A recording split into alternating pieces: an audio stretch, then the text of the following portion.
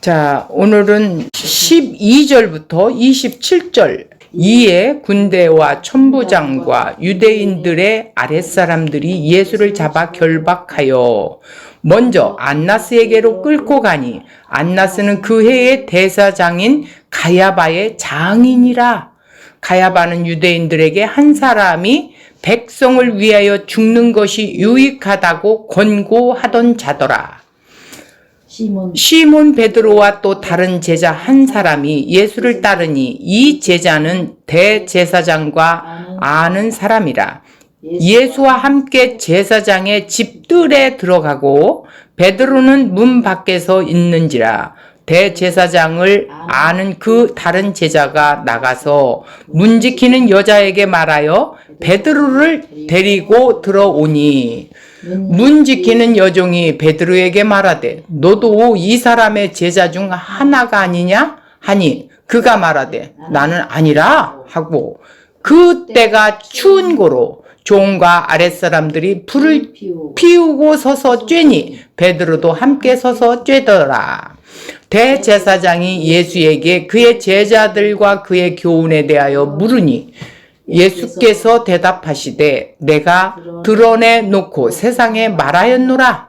모든 유대인들이 모이는 회당과 성전에서 항상 가르쳤고 은밀하게 아무것도 말하지 아니하였거늘 어찌하여 내게 묻느냐. 내가 묻는 말을 하였는지 들은 자들에게 물어보라. 그들이 내가 하던 말을 아느니라. 이 말씀을 하심에 곁에 섰던 아랫사람 하나가 손으로 예수를 쳐 이르되 네가 대제사장에게 이같이 대답하느냐 하니 예수께서 대답하시되 내가 말을 잘못하였으면 그 잘못한 것을 증거하라. 바른 말을 하였으면 네가 어찌하여 나를 치느냐 하시더라. 안나스가 예수를 결박한 그대로 대제사장 가야바에게로 보내니라. 자, 여기 이제 한번 27. 상황 27까지. 시몬 베드로가 서서 불을 쬐더니 사람들이 묻되 너도 그 제자 중 하나가 아니냐? 베드로가 부인하여 이르되 나는 아니라 하니 대제사장 종 하나는 베드로에게 귀를 잘린 사람의 친척이라. 이르되 내가 그 사람과 함께 동산에 있는 것을 내가 보지 아니하였느냐? 이에 베드로가 또 부인하여 곧 닭이 울더라. 오늘 이 주제가 27절에 있네요. 곧 닭이 울더라. 자, 오늘 12절부터 27절까지 한번 우리가 상황 내용을 한번 좀 잘 살펴보겠습니다. 자, 이제 드디어 예수님이 결박을 당해요. 12절에. 그런데 여기에서 이상한 부분이 발견이 돼요. 13절 한번 보겠습니다. 먼저 안나스에게로 끌고 가니 안나스는 그 해의 대제사장인 가야바의 장인이야. 근데 장인에게로 끌고 가요.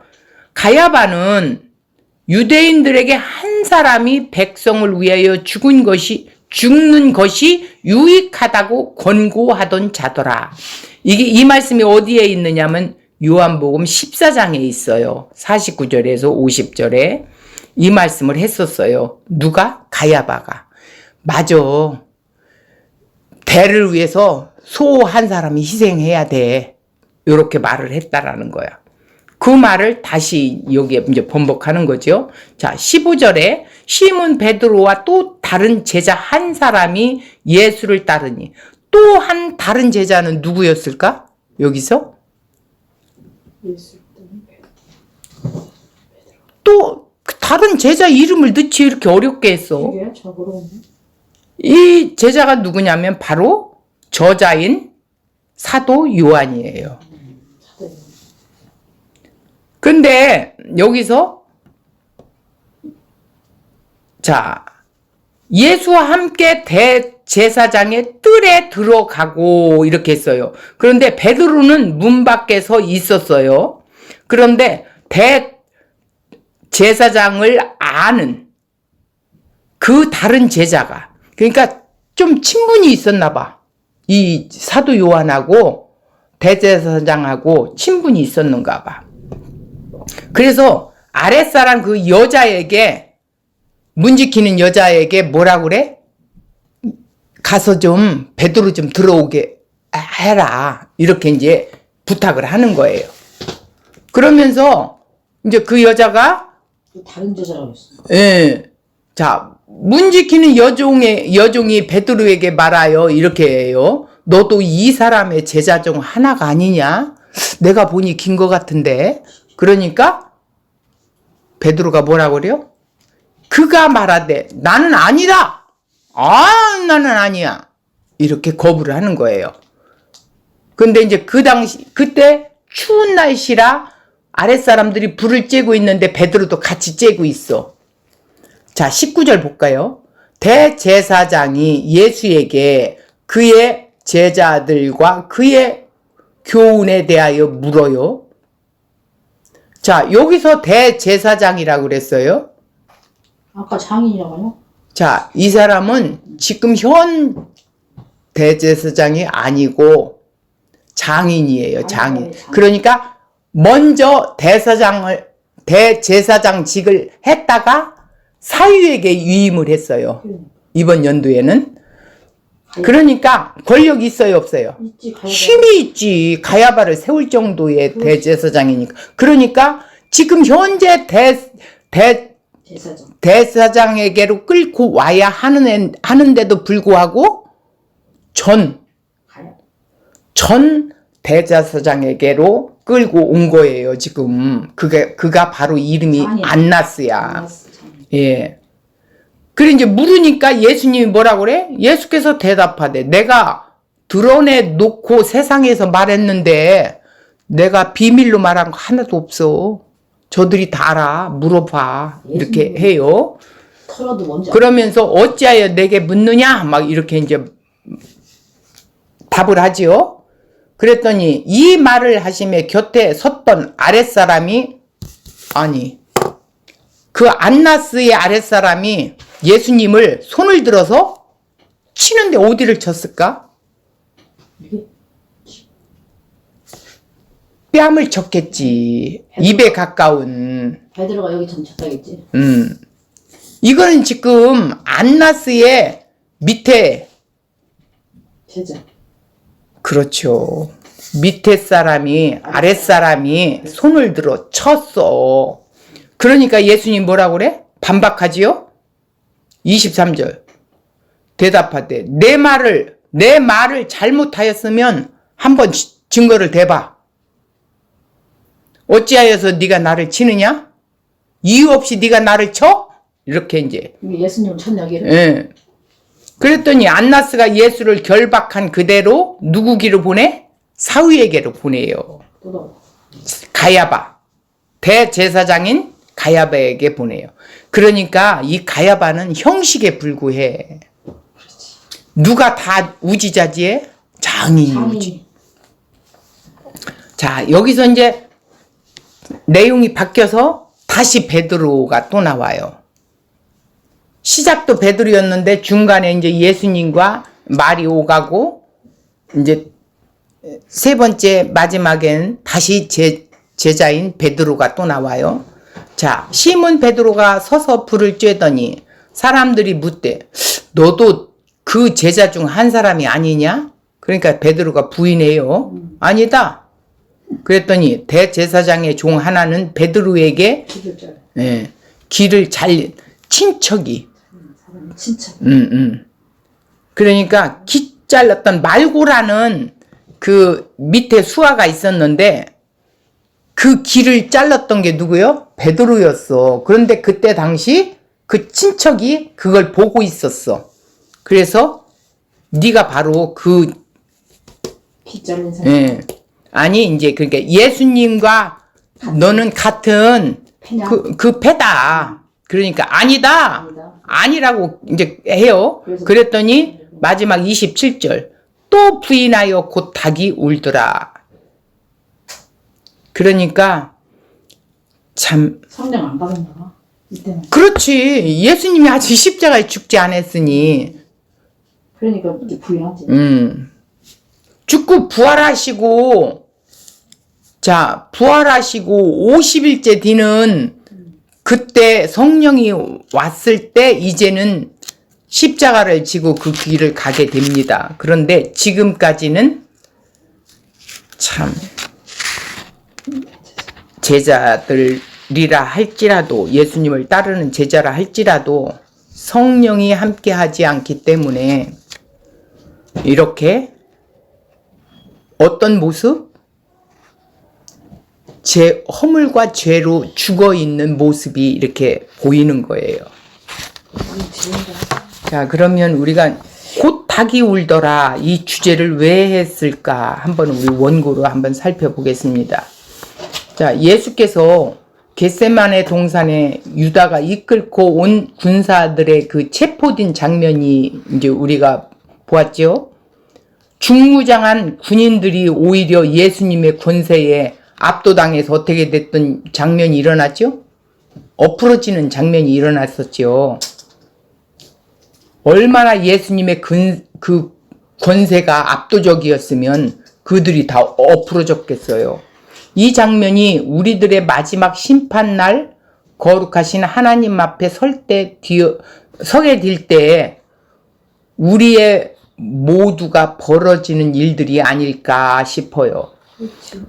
모든 제자들이 사색이 되어 있을 때 베드로가 준비했던 검을 빼서 대제사장의 그 종 말고의 옳은 길을 베어버렸었지요. 이때 예수님께서 뭐라고 했어요? 베드로에게 그 검을 다시 집어 넣으라고 이렇게 말했어요. 그랬더니 아버지께서 내게 주신 잔을 내가 마셔야 하지 않겠느냐. 전번 주에 말씀하신 것처럼 이렇게 말씀하신 뒤 순순히 자신을 무리들에게 이렇게 내어주시는 장면이에요. 육신의 생각을 쫓아 어떻게든 예수를 지켜보고자 애쓰는 그 베드로의 모습. 그러니까 육의 생각과 영의 생각은 확연히 다른 거지요. 오직 아버지의 뜻에 자신을 복종시키고 계시고 있는 예수님의 극명하게도 대조되는 장면이죠. 이것이 바로 예수님의 영의 생각이죠. 베드로는 육의 생각을 갖고 있고 아버지의 뜻을 이루기 위하여 십자가에 죽어야 하기 때문에 체포를 당해주는 거예요. 근데 베드로는 아직 그것을 이해하지 못하고 있죠. 본문은 체포된 예수께서 대제사장의 집으로 끌려가 재판받는 내용이 이제 벌어집니다. 지금 제자들은 모두 도망쳐 뿔뿔이 흩어진 상태예요. 그럼에도 베드로는 도망치 않고 지금 예수님 곁에 이렇게 멀찍이 서 있었어요. 그는 마지막 만찬 자리에서 자신의 입술로 요한복음 13장 37절에 말한 말이 있어요. 주를 위하여 내 목숨을 버리겠나이다 이렇게 했어. 그렇게 고백한 바 있어요. 그는 자신이 고백한 뒤 끝까지 주를 버리지 않고 주와 함께 하고자 했던 것이었어요. 그 베드로에게 어떤 일이 벌어지는지 자세히 기록해 놓은 것이 오늘 본문에 이제 나오지요. 그날 새벽 대제사장의 집에서 어떠한 재판이 벌어졌고 그 자리까지 따라왔던 베드로에게 어떤 일이 벌어졌는지 본문은 낱낱이 기록하고 있습니다. 12절. 이에 군사와 천부장과 유대인의 아랫사람들이 예수를 잡아 결박해요. 13절. 먼저 안나스에게로 끌고 가니 안나스는 그 해의 대제사장인 가야바의 장인이었어요. 14절. 가야바는 유대인들에게 한 사람이 백성을 위하여 죽는 것이 유익하다고 권고하던 자더라 이렇게 기록되어 있습니다. 군사들이 체포한 예수를 안나스 그 해 대사장인 가야바의 장인 집으로 끌고 갑니다. 예수를 안나스의 집으로 끌고 갔다는 것과 안나스의 사위가 대제사장직을 수행하고 있었다는 것을 보면 자, 당시 유대 사회에서 안나스의 권세가 얼마나 대단했는지 지리짐작할 수 있겠죠? 대제사장 가야바가 유대인들에게 이렇게 말했어요. 한 사람이 백성을 위해 죽는 것이 유익하다고 권고했던 자였습니다. 예수가 죽은 지 나흘 뒤인 나사로를 다시 살려낸 사건으로 많은 유대인들이 예수를 믿게 되었던 것이 요한복음 11장 45절에 기록되어 있습니다. 이제 예수를 더 이상 방치해서는 안 되겠다라는 그 극한 상황이 벌어질 수 있겠다. 이제 그런 상황에서 예수를 빨리 어떻게 처치를 해야겠구나 했겠지요. 이로 인해 대제사장들과 바리새인들이 공회를 소집하여 예수를 어떻게 처리해야 하는지 토의했을 것입니다. 그들이 공회에 소집한 이유가 요한복음 11장 48절에 있어요. 만일 그를 이대로 두면 모든 사람이 그를 믿을 것이요. 그리고 로마인들이 와서 우리 땅과 민족을 빼앗아 가리라. 49절. 그 중에 한 사람 그 해의 대제사장인 가야바가 그들에게 말하되 너희가 아무것도 알지 못하는도다. 50절. 한 사람이 백성을 위해 죽어서 온 민족이 망하지 않게 된다는 것이 너희에게 유익한 줄 생각하지 아니하는도다. 이렇게 말을 했어요. 공회에 참석한 사람이 논쟁을 벌이며 뾰족한 결론을 내지 못할 때 가야바가 논쟁의 종지부를 찍어준 발언이 바로 이 말이에요. 그들이 공회를 소집한 이유는 예수를 따르는 유대인들의 숫자가 기하급수적으로 늘어나고 있기 때문인 거예요. 큰일 났구나. 다 이 예수께로 가게 되면 이거 우리 밥줄도 끊게 되고 큰일 났다. 자, 예수를 임금으로 응립하여 언제든 로마의 반기를 들고 밀란을 일으킬 수 있는 분위기가 조성되어 있었다라는 거죠. 이 일을 사전에 차단하지 않으면 민중 분기가 일어날 것으로 로마 제국이 이를 지압하기 위하여 강력한 군사를 보내 예루살렘에 쑥대밭을 만들어 버릴 것이 불보듯 뻔할 거라는 것을 그들이 알고 있었던 거예요. 이때 안나스가 공회를 소집하여 이때 대제사장인 가야바가 이 위기에 벗어나려면 이 일의 주범인 예수 한 사람을 죽여야 한다고 말했다라는 것이에요. 그래야 민족도 살고 자신들도 살지 않겠냐 이렇게 설득했던 거라는 것입니다. 그리고 모두 그의 의견에 동조하게 돼요. 이것이 유대인들이 생각했던 화평의 길이었었던 것입니다. 누가복음 19장 41절에 보면 가까이 오사 성을 보시고 우시며 42절 이르시되 너도 오늘 평화에 관한 일을 알았더라면 좋을 뻔하였거니와 이렇게 예수님이 말씀을 하셨어요. 예수께서 예루살렘 성을 보며 눈물을 흘리십니다. 하나님의 백성이란 하나님과 화평한 자를 칭하는 말입니다. 예수께서 우셨던 이유는 하나님의 백성이라 칭하는 그들이 화평에 관한 일에 대해 알지 못하고 있기 때문에 우셨던 거라는 거예요. 그런데 자칭 하나님의 백성이었던 그들은 화평에 관한 일을 알지 못하고 있었던 것입니다. 로마의 눈치를 보며 자신의 안위를 위해 주를 제거하며 평화가 유지될 것이라고 유대인들을 보며 눈물을 흘리셨던 예수님. 그들이 하나님을 바로 알았더라면 하나님께서 그들에게 주시려는 이 평화가 어떤 평화인지 바로 알았을 것인데 그랬더라면 그 평화의 열쇠를 쥐고 계신 예수 그리스도를 영접했을 것인데 그들의 관심사는 이 땅의 평화였을 뿐입니다. 하나님과 화평을 위하여 이 땅에 오신 예수는 그들의 안중에도 없어요. 그들을 보시면서 안타까워 눈물을 흘리고 계신 거예요. 예수님이. 오늘날 교회마다 민족과 국가의 화평을 위하여 기도하자고 외치고 있습니다. 하나님의 뜻을 알지 못하는 이런 기도를 해서는 안 되겠지요. 하나님의 그 뜻을 알지 못하고는 기도라는 자체는 불과한 겁니다. 자기 욕망을 따르는 육신의 행위에 불과할 뿐이죠. 하나님 뜻은 예수께서 아버지께서 주신 잔을 마셔야 된다라는 거예요. 우리도 이 땅에서 그 십자가의 잔을 마시면서 살아가는 것이 교회예요. 근데 그 잔을 안 마시고 어떻게 해달라고? 편안하게 해달라는 거예요.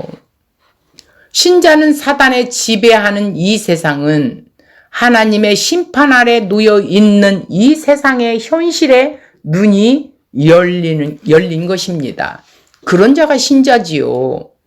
예수님은 단번에 세계 평화를 이룰 수 있는 권세와 로마 군대 한순간에 몰아낼 능력도 갖고 계신 분입니다. 유대인들은 예수를 그러한 일을 행하실 정치적 메시아로 기대했는데 주님은 그러한 일에 전혀 관심이 없었어요. 오늘 또 열심한다고 하는데 이런 오류를 범하고 있는 자들도 있다라는 것입니다. 주변의 사람들이 이러한 예수를 보고 실망하고 등을 돌려도 일절 상관하지 않습니다. 오직 죄인들을 아버지와 화평하게 하시는 한 가지 일에만 자신의 전 생애를 드리려 오신 분이에요. 예수님의 제자들 역시 하나님의 잃은 양들을 하나님과 화목하게 하는 일에 자신의 전 생애를 바쳤던 것입니다. 이들이 이렇게 살았던 것은 화평에 관한 일에 눈이 열렸기 때문이죠. 이들이 바로 주님의 제자들입니다. 우리들의 입술에서 증거되어야 하는 화평은 남북 화평이나 세계 화평이 아니에요. 그리스도 안에 주어지는 하나님과의 화평, 평화, 우리의 입술에서 증거되어야 한다라는 것입니다. 15절, 16절, 17, 18절 읽어보겠습니다. 15절, 시몬 베드로와 또 다른 제자 한 사람이 예수를 따르니 이 제자는 대제사장과 아는 사람이라.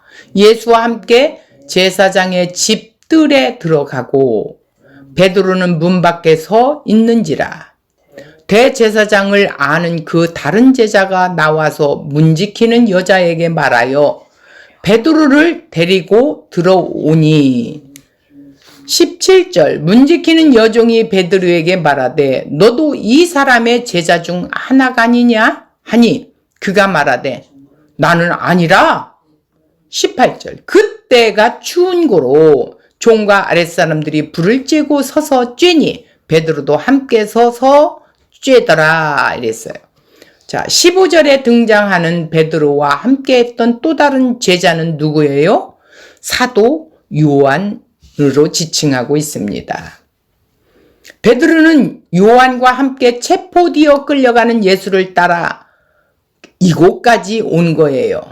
대제사장과 친분이 있는 요한 때문에 베드로가 대제사장의 집들에 들어갈 수가 있었던 것이었어요.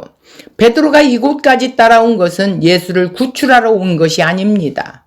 혼자 힘으로 이 일을 수행하는 것은 불가능한 일이라는 것을 베드로 자신도 잘 알고 있습니다. 베드로는 단지 예수에게 어떤 일이 벌어질지 궁금해서 견딜 수가 없었던 거예요.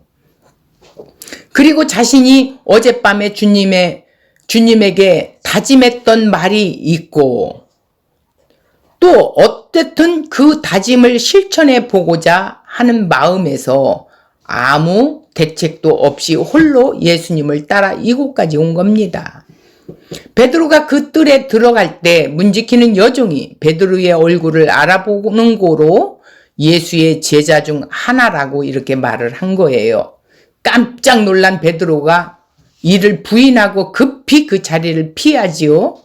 그래 날이 추운 고로 불 피우고 쬐고 있는 그곳에 베드로도 같이 그곳에서 쬐고 있는 상황이 전개되어지고 있습니다. 이때까지 베드로는 자신이 예수를 부인하고 있는 자신의 모습을 보지 못했었어요. 19절, 20절, 21절을 읽어보겠습니다. 대제사장이 예수에게 그의 제자들과 그의 교훈에 대해 물으니 예수께서 대답하시되 내가 드러내놓고 세상에 말하였노라. 모든 유대인들이 모이는 회당과 성전에서 항상 가르치고 은밀하게 아무것도 말하지 아니하였거늘. 21절 어찌하여 내게 묻느냐. 내가 묻는 말을 하였는지 들은 자들에게 물어보라. 그들이 내가 하던 말을 아느니라. 이렇게 말하고 있어요. 이제 내용이 안나스 집 안에서 벌어지고 있는 예수의 신문의 장면이 이렇게 옮겨지고 있습니다. 안나스가 예수에게 예수의 제자들과 예수의 교훈에 대하여 질문을 시작했어요. 예수 제자들에 대해 물어보았다는 것은 예수님의 제자들은 어떤 제자들이었는지, 그리고 지금까지 얼마나 많은 제자를 불러 모아 세력화시켰는지 대한 질문이었어요. 그런데 예수님의 사역에 많은 이적을 행하였고 많은 무리가 예수를 따랐습니다. 이것이 지도자들이 두렵게 했던 것이죠. 그러나 시간이 지나면서 예수를 따랐던 자들이 하나 둘씩 예수를 떠나게 되죠. 예수의 이적을 보고 따랐던 자들이 예수의 말씀을 듣고는 실망하고 다 떠나져 나갔던 것이 요한복음 6장 66절에도 나오고 있습니다. 그나마 주님 곁을 지켰던 제자들 모두 도망치고 베드로와 누구와 있어요? 요한만이 이렇게 홀로 주님 곁에 있어요. 그들이 두려웠던 예수님의 세력화는 애당초 존재하지 않았던 거예요. 그 후 예수의 교훈에 대해 물어봅니다. 지금까지 예수가 가르쳤던 내용이 어떤 것이었어요? 그 의도는 무엇이었는지 대한 것을 추궁하는 거예요. 이를 통해 선동죄의 빌미를 찾고자 했던 것이죠. 이에 대해 예수께서 20절 말씀을 답하고 있습니다. 예수의 가르침은 누구에게나 공개되고 누구에게나 공개되지 아니한 것이 하나도 없다라는 거예요. 예수님의 가르침은 모든 사람에게 공개되었어요. 자신의 가르침을 누구에게 숨긴 일이 없어요. 이단들의 가르침에서는 드러나는 공통점이 그들의 외부에 공개하는 가르침의 내용과 내부에서 가르침의 내용은 서로 이분화시켜지죠. 외부적으로 공개하는 가르침은 누가 보아도 이단적인 요소가 없어 보이는데 조금 해석을 차이가 있다 손 치더라도 뭐 그렇게 이단으로 정죄될 만한 내용을 공개시키지는 않습니다. 그러나 내부로부터 기존 기독교회에서 도무지 용납될 수 없는 이상한 가르침들이 존재하고 있다라는 것이죠. 공개적인 가르침과 다른 은밀한 가르침에 별도로 존재한다는 것이죠. 자, 요즘 가장 골칫거리로 아픈 이단이 뭐예요? 신천지죠. 공개적으로 교주를 재림 예수라고 말한다거나 약속된 보혜사 성령이라고 그 누구도 말하지 않습니다. 그들 내부에서는 그들이 다 그렇게 말하고 있습니다. 예수님의 가르침은 공개적으로 기존 유대교 신랄하게 비판하고 정죄하는 내용들로 채워져 있습니다. 예수님의 가르침의 공개는 어떻게 했다고요? 유대교를 신랄하게 비판한 내용이에요. 이러한 내용을 제자들에게 은밀하게 가르치지 않았어요. 그냥 터놓고 했어요. 마태복음 23장에 당시 유대교의 핵심 중 충고를 보면 바리새인들을 예수께서 어떻게 정죄하셨는지 알 수가 있습니다. 예수님은 자신이 가르친 내용에 대해 묻는 이들에게 21절 이렇게 답합니다. 예수님은 자신의 가르침을 세상에 모두 드러내셨다고, 은밀하게 숨긴 것이 없다고 이렇게 말했어요. 이렇게 공개적으로 선포된 말씀이 그들의 귀에 들리지 않았던 거예요. 들을 마음 자세도 없었지요. 이것이 인간의 문제입니다. 마음속에서 하나님의 외침을 거부하는 강력한 세력이 존재하고 있다라는 것이지요. 요한복음 8장 44절. 너희는 너희 아비 마귀에게 났으니, 너희 아비 마귀에게 났대요. 너희 아비의 욕심대로 너희도 행하고자 하는다 이렇게 말했어요. 인간은 하나님의 음성을 들을 줄 알지 못해요. 왜? 듣는 귀를 열어주지 않았기 때문에. 왜냐하면 마귀의 자식들이기 때문이죠. 진리를 직면하면 견디질 못하는 게 인간이에요. 그래서 진리로 대체된 거짓을 붙들고 한평생 살아가고 있는 것이 이 세상이에요. 이 땅에서야 그 거짓이 통하지요. 하나님 앞에선 통하지를 않습니다. 지금까지 붙들어 왔던 모든 거짓들을 뒤로하고 주님이 가르치신 진리 터위에 새집을 지어가야 하는 것이었습니다. 그런 자가 교회이지요. 22절 23절 이 말씀을 하심에 곁에 섰던 아랫사람 하나가 손으로 예수를 쳐 이르되 네가 대제사장에게 이같이 대답하느냐? 23절 예수께서 대답하시되 내가 말을 잘못하였으면 그 잘못한 것을 증언하라. 바른 말을 하였으면 네가 어찌하여 나를 치느냐 하시더라. 24절 안나스가 예수를 결박한 그대로 대제사장인 가야베게로 보내요. 예수께서 안나스에게 21절에 따지듯 반문합니다. 그러자 안나스를 섬기던 한 수종자가 손으로 예수를 치며 예수의 무례함에 대한 책망을 하지요. 23절 뒤로 물러서지 않고 그들에게 반박하는 예수님의 관심은 아버지의 말씀을 증언하는 일 하나뿐입니다. 주님은 자신의 이 땅에 할 일이 아버지의 말씀을 증언한 것임을 한순간도 잊으신 적이 없지요. 지금 공에 끌려와 그들 권세 앞에 서 있는 순간에도 주님은 아버지의 말씀을 증언하는 것 외에는 관심이 없습니다. 그러나 세상은 진리에 관심이 없습니다. 옳고 그른 것에 관심이 없고 누가 누구 편이냐? 여기에만 관심이 있는 거예요. 상대가 어떤 말을 하든 귀에 닫고 자기 말만 쏟아내는 것이죠. 그가 내 편이면 그 말을 옳은 말이 될 것이고 남이 편이면 그 말은 모든 것이 정죄하고 대적해야 할 그런 말로 규정하는 것이 이 세상을 살아가는 지혜예요. 지혜. 누가 보아도 예수님이 하신 말씀이 옳습니다. 그러나 그들의 눈과 귀는 이미 닫혀 있기에 예수님이 무슨 말씀을 해도 그들의 귀에 들리지 않습니다. 예수로 인해 자신들의 노력에서 자신들 손에 쥐고 있는 그 기득권, 화평을 지키기 위해선 예수는 제거해야 할 대상일 뿐이지 진리는 관심이 그들에게는 없어요. 대제사장은 하나님의 말씀을 보존하고 그것을 사람들에게 선포하는 직임을 갖고 있는 자예요. 그런데 그런 일과 상관이 없는 일을 하는 것이 그들의 직무유기지요.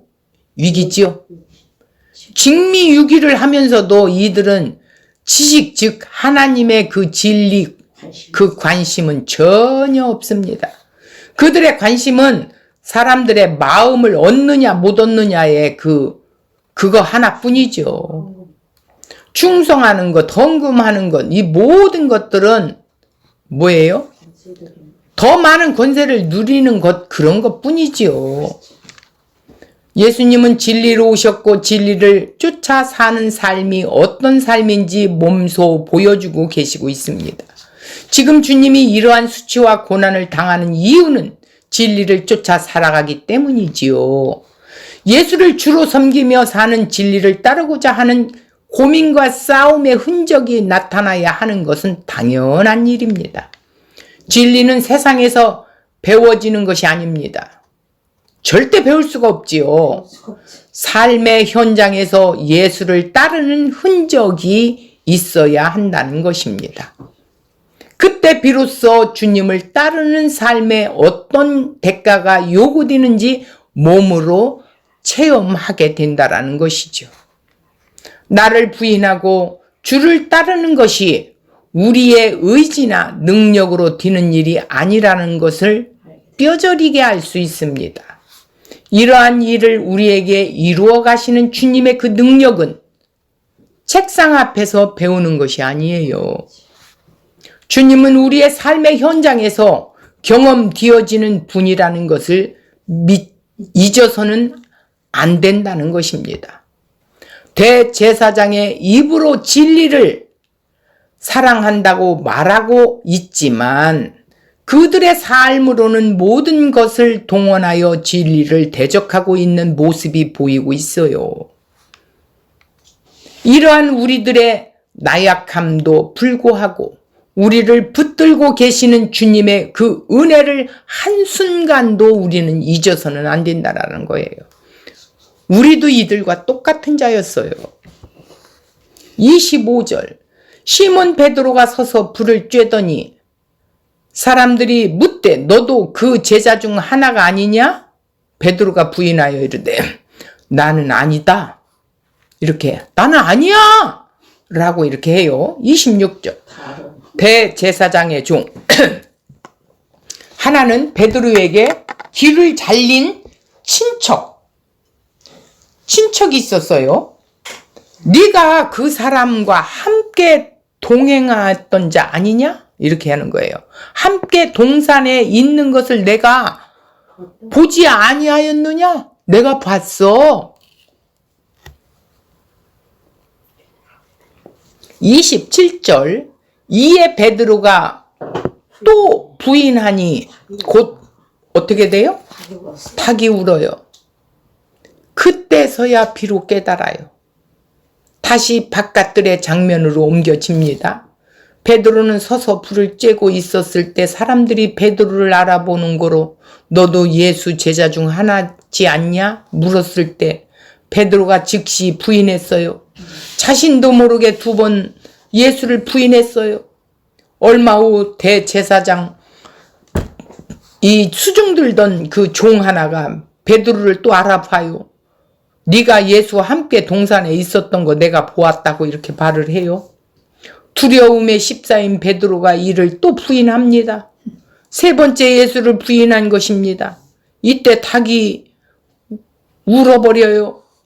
요한복음의 기록을 여기까지입니다. 베드로가 어떤 반응을 보였는지 침묵합니다. 그런데 누가복음 22장 60절에 보면은 베드로가 이르되 이 사람아 나는 내가 하는 말을 알지 못하노라. 아직 말하고 있을 때 닭이 곧 울더라.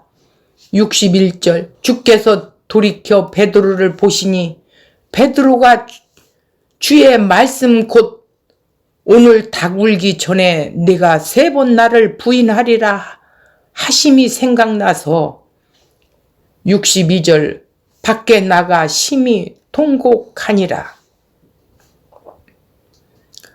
닭 울음의 소리가 들을 때 주께서 돌이켜 베드로를 바라보십니다. 주를 3번이나 부인한 베드로를 주님께서 바라보셨습니다. 이때 베드로가 이제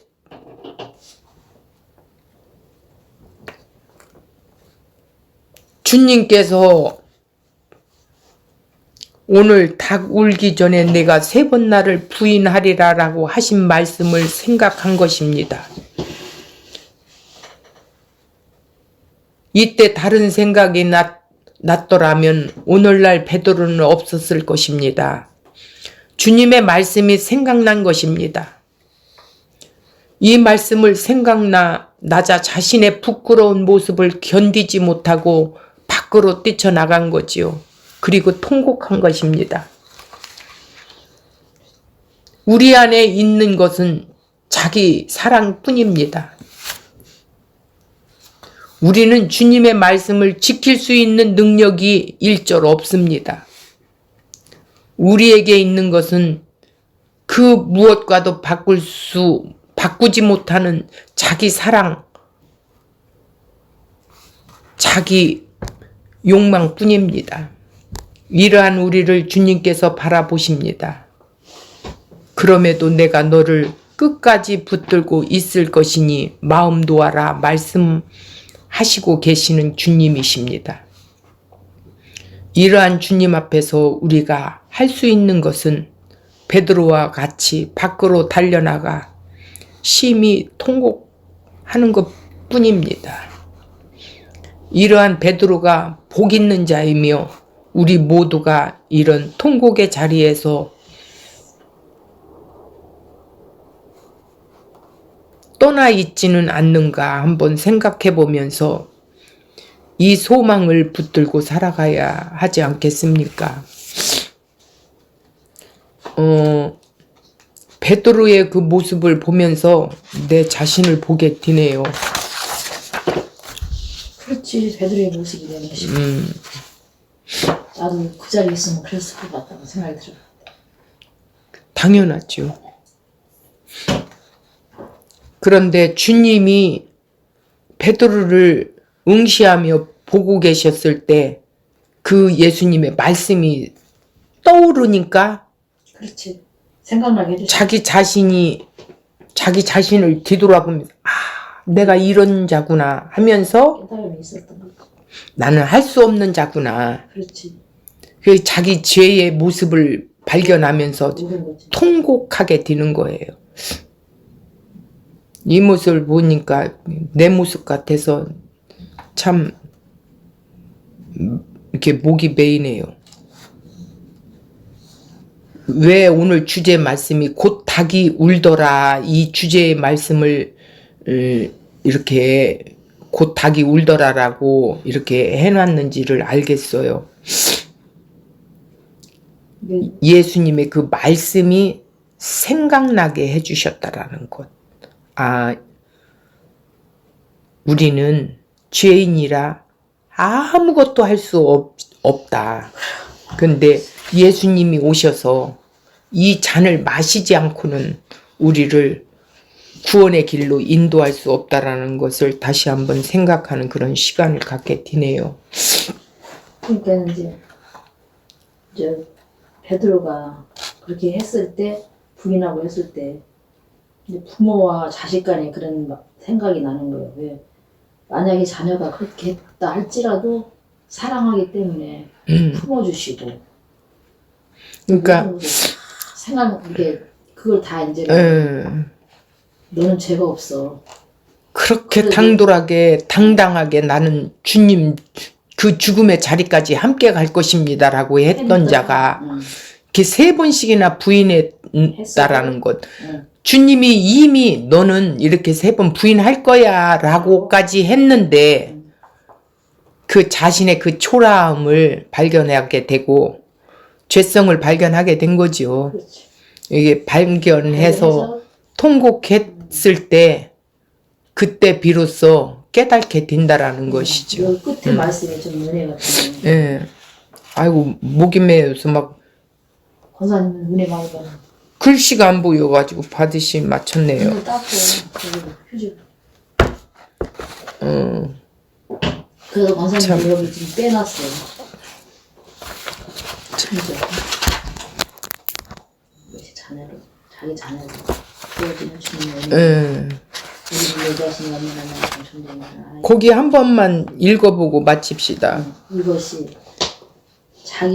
이것이 자기 자녀들에게 부어주는 주님의 은혜인데 우리는 내 자신이 얼마나 나약한 존재인가를 알아야 합니다. 우리 안에 있는 것은 자기 사랑뿐이죠. 우리는 주님의 그 말씀을 지킬 수 있는 능력이 일절 없는 자라는 거. 우리에게 있는 것은 그 무엇과도 바꾸지 못하는 자기 사랑이고 자기 집착의 욕망인데, 이러한 우리를 주님께서 바라보고 계시고, 그럼에도 내가 너를 끝까지 붙들고 있다라는 그 주님의 말씀이, 예. 주님 앞에서 우리가 할 수 있는 것은 베드로와 같이 밖에 달려나가 통곡하는 거, 예, 그것뿐이. 그렇게 말해도 어디 그지? 참 주님이 없이는 한순간도 살 수 없는 것임을 다시 한번 새삼 느끼는 시간이 되네요. 내가 잘 나가려고 막 토끼를 쳐고 막 자기 잘났다고 하는 거 보면 아유 나 자신이 없어. 자, 참 감사한 시간입니다. 네. 이렇게 나 자신을 다시 한번 더 뒤돌아볼 수 있게 해주셔서 감사한 시간입니다.